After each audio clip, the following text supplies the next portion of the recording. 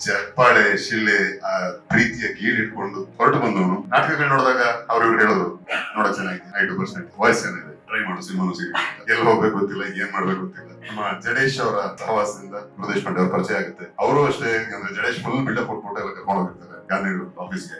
ಏನೋ ಇಂಟರ್ವ್ಯೂ ತರ ಏನೋ ಇರುತ್ತೆ ಅದು ಇದು ಕೇಳ್ತೀರಿ ಅಂತ ಪರ್ಫಾರ್ಮ್ ಮಾಡುತ್ತಾರೆ ಅಂತ ನೋಡಿದ್ರು ಸಿನಿಮಾ ಏನ್ ಮಾಡ್ತೀವಿ ಏನ್ ಬರ್ತೀವಿ ಹಿಂಗೆ ಗೊತ್ತಿರೋದು ಹಾಡ್ತೀನಿ ಏನೊಂದಷ್ಟು ಆಕ್ಟ್ ಮಾಡ್ತೀವಿ ಮೂವಿ ಕಲಾವಿದ ಹೌದಾ ಸರಿ ಅದ್ರ ಹಾಡೋದು ಆಕ್ಟಿಂಗ್ ಕರೆದಿದಾರ ಸಿಂಗಿಂಗ್ ಕರೆದಿದಾರ ಗೊತ್ತಿಲ್ಲ ಸರಿ ನನ್ಗೆ ಹಾಡೋದು ಯಾವಾಗ್ಲೂ ಇಷ್ಟನೇ ಹಾಡದೆ ಅಷ್ಟೇ ಆರಾಮಾಗಿ ತಿಂಡಿ ಆಯ್ತು ಊಟ ಆಯ್ತು ಇಡೀ ದಿನ ಆಫೀಸಲ್ಲಿ ಕಳೆದಿದ್ದಾಯ್ತು ಅದಾದ್ಮೇಲೆ ಜಡೇಶ್ 1 ತಿಂಗಳು ಆಡಿಸಿದ ಅವಾಗ್ಲೂ ಅಷ್ಟೇ ಫುಲ್ ನಾಟಕ ಡೈಲಾಗಿಲ್ಲ ರಿಹರ್ಸಲ್ ಮಾಡ್ಕೊಂಡು ಮನನ ಮಾಡ್ಕೊಂಡು ಅಲ್ಲಿ ನೋಡ್ರೆ ಪೇಮೆಂಟ್ ಎಷ್ಟು ಹೋಗ್ಯಪ್ಪ ಅಂತ ಕೇಮಂಜು ಯಾವ್ದೋ ಇದೆಯಲ್ಲ ಅಂತ ವಿಚಿತ್ರವಾಗಿದೆಯಲ್ಲ ಅಂತ. ಬಹುಶಃ ರಾಜಾಹುಲಿ ಅಂತಕ್ಕಂಥ ಸಿನಿಮಾ ನಾನು ಮಾಡಿರ್ಲಿಲ್ಲ ಅಂದಿದ್ರೆ ಚಿತ್ರರಂಗದಲ್ಲಿ ನಾ ಇರ್ತಿರ್ಲಿಲ್ಲ ಫಿಕ್ಸ್ ಆಗಿದೆ.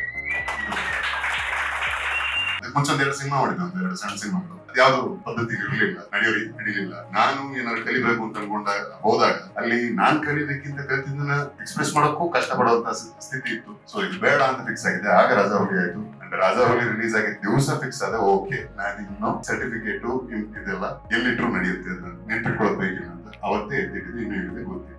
ಸೊ ಇದು ಈ ಒಂದು ಜರ್ನಿಲಿ ನಿಮ್ಮ ಪಾಲು ತುಂಬಾ ದೊಡ್ಡದು. ರಾಜಿ